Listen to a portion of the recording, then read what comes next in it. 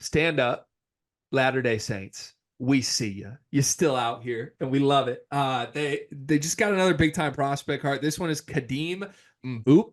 I'm sure I'm mispronouncing that. It's Mboup. But also, dare I say, you're going to yell at me for this. Can we officially refer to him as Mbop?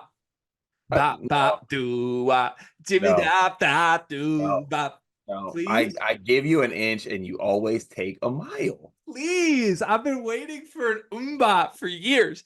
This guy's good. I like this guy, and it's another nice move from BYU. A 6'9" combo forward. He was with the NBA Academy. The NBA Academy Africa. He visited BYU last weekend. He was also considering SMU. 2025 prospect reclassifying to 24. And just, I mean, I'm a big eye test guy, but you see a picture of this dude. He looks like he has an 8-foot wingspan. That was the first thing I was gonna say. I've been looking for a wingspan measurement on this dude because I mean he's listed at 6'9". I would make a guess that his wingspan's got to be somewhere like 7'2", something like that. Yeah, and you find highlights of this kid, like just search his name and then go to videos on Twitter. He looks awesome, dude.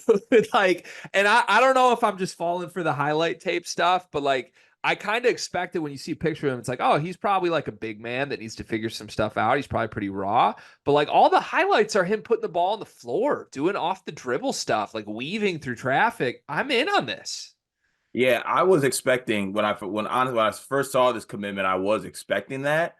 After watching the tape, I'm like, is this dude a three?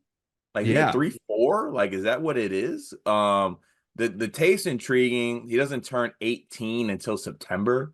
Like, this is a guy that I think honestly it works for both parties because it's a high upside, athletic, has all the intangibles, maybe needs to, work on some things, but he's a high upside player, but he has like this rebounding athleticism to him that would allow him, I think, to play the four probably at the college level and be a mismatch for a lot of guys, and maybe even the four at the next level, who knows? But I think putting him with the player development that Coach Young possesses and the knowledge that he possesses, I think it's a match made in heaven, right? And I think a lot of people who watch our channel are always like, oh, well, you guys are always like, oh, reclass kids are so bad. Reclass kids are so bad. Reclass kids aren't bad when they're not shaped like reclass kids. Right? This kid isn't shaped like a reclass kid. His body is ready. His body's ready. He has the measurables. Obviously, he could probably fill out a little bit more, but like this kid looks the part. Yeah, and again, the physical frame is obviously there. A lot of tweets list him as like a stretch 4, 6'9" stretch 4. But I'm telling you, find me more impressive tape than this kid from anyone that's not a 5-star recruit at the high school level. I'd be hard pressed to believe it. Like he is doing a bunch of skill-based stuff. The shot looks pretty. He's putting the ball on the floor. He's crossing over between the legs stuff. His handle looks good. He's a freak athlete. He's hanging on the rim. He's slapping the backboard after a two-handed dunk. Like I buy what I'm seeing with my eyes right now with this kid. And you're right. It's a reclass because that's what happened here. It ain't a reclass. Like this ain't Jeremiah Fears, who is a guy, by the way, we alluded to maybe BYU making a play on. We knew they had an extra scholarship, and when Jeremiah Fears hit the 24 class, it's like, oh, they could bring him in and really nail this class.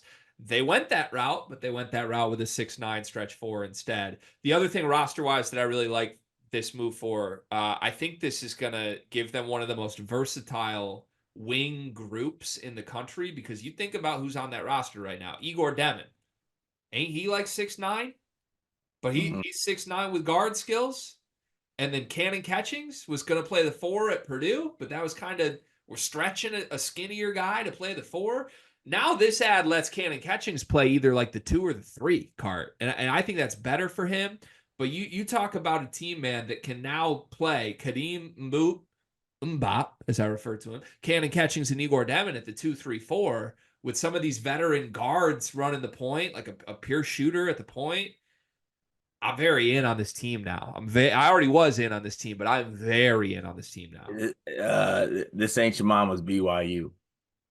Things are changing over in Provo. And I'm not, like I said, all respect to what Mark Pope did. What Mark Pope did in his first year in the Big 12 should be recognized. It should.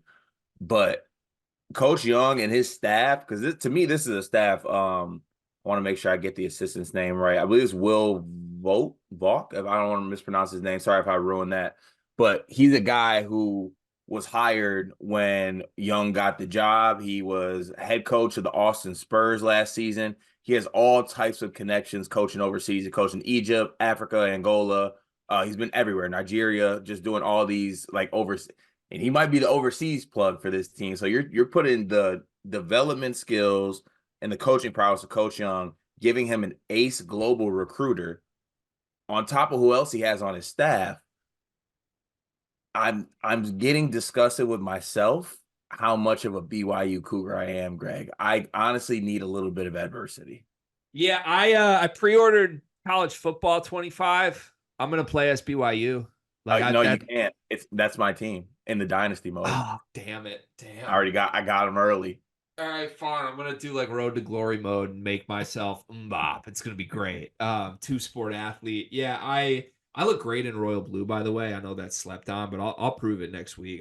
It's a good color on me. Congrats, BYU. We're very impressed with everything that's going on. This is just another feather in your cap. Car, you know what I love about you? That I'm handsome? You're reliable. I can count on you. Honestly, you remind me of Aaron Henry a little bit. Remember when their back was against the wall, nothing was going right, and man just showed up every day. He didn't make excuses. There were no problems. There were just solutions. Sounds like me. That's you. And it also reminds me of Duncan Mechanical Solutions, because if you're looking for quality furnace repair, look no further than the heating and air experts that you can trust. Comfort and quality are their standard. They're an HVAC company that serves Northeast Indiana and Southern Michigan, whether it's heating and air conditioning, plumbing, kitchen and bath remodeling, or emergency services when you need them most. Duncan Mechanical Solutions has reliable service that you can count on. Cart, remember when your basement almost exploded? I remember when my basement almost exploded. I remember when my furnace itself was acting funny. I remember when my AC was acting funny. I wish I had Duncan in my back pocket. I wouldn't have to worry about it. Yeah, I mean, I've never been anywhere in northern Indiana or southern Michigan that hasn't been perfectly cool or perfectly warm, depending on when the day called for. And that's because of Duncan Mechanical Solutions. They are the presenting sponsor for the month of July. Shout out to Duncan Mechanical Solutions. Go to duncanmechanicalsolutions.com to learn more.